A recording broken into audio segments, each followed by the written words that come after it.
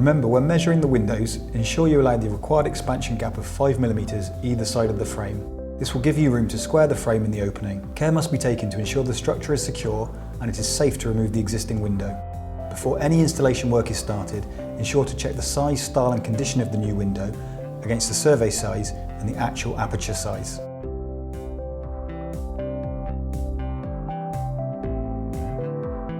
To make it as easy as possible to handle, remove as much of the old frame and glazing as possible. This will reduce the overall weight of the frame. Break the bond between the frame and the wall by running a sharp blade around the edge of the frame.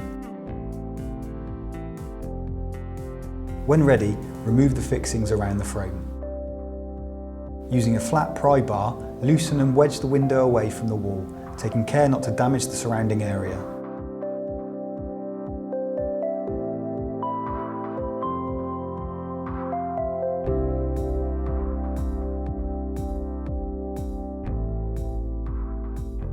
Once the window is removed, you will need to clear off any sealant or debris left around the opening, removing any loose mortar and recheck the measurements.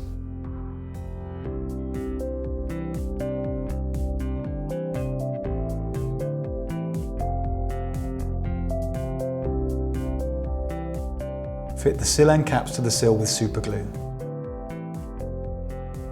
The sill can either be straight cut to the width of the window frame, or in some cases, like this installation, rebaited to form a horn around the external brick as more of a feature. Run a bead of silicone along the edge and sill up stand before fixing it to the window. This is to prevent the possibility of water blowing through the joint and moisture from tracking along the sill and into the brickwork. Remove the corner protectors and protection tape. Secure the sill to the bottom of the window frame using appropriate PVC screws. Where required, attach any frame extenders. Run another bead of silicone at both ends of the head and sill to make sure it is watertight.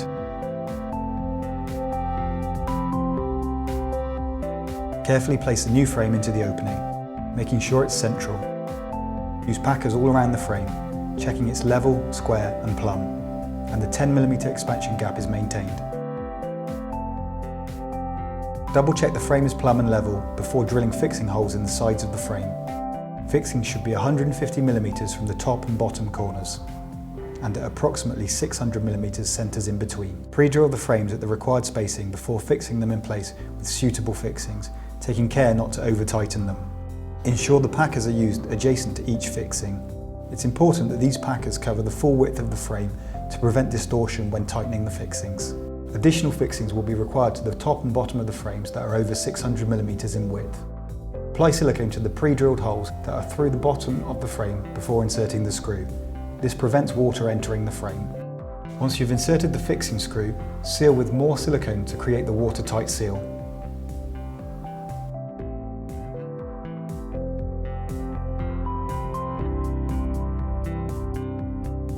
Remove the glazing beads, ensuring you do not mix them up, as they need to go back in the same position.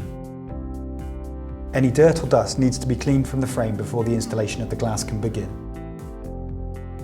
Insert the bridging packers around the opening. Failure to use these will mean water will not drain out of the frame, which could lead to unit failure. This is a fixed pane of glass, but opening casements will need to be toe and heeled. See our separate video for further details. Now install the glass against the bridging packers. You'll notice that there is a gap between the edge of the glass and the bridging packers. You will need to push glazing packers in these gaps, ensuring that the unit remains square and parallel in the aperture until it is firmly held in position.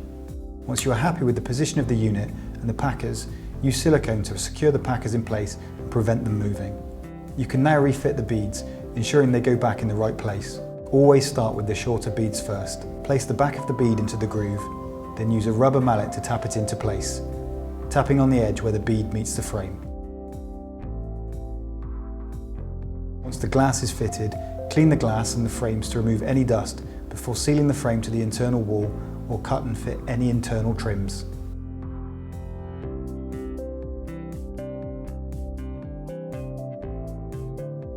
That completes all the internal work.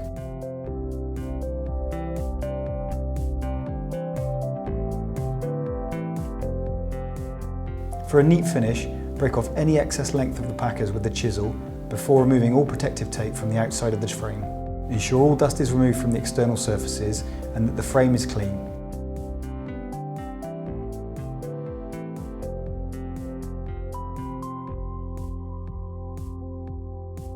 Run masking tape along the edge of the frame to help create a neater finish before running a smooth bead of sealant between the frame and the brickwork.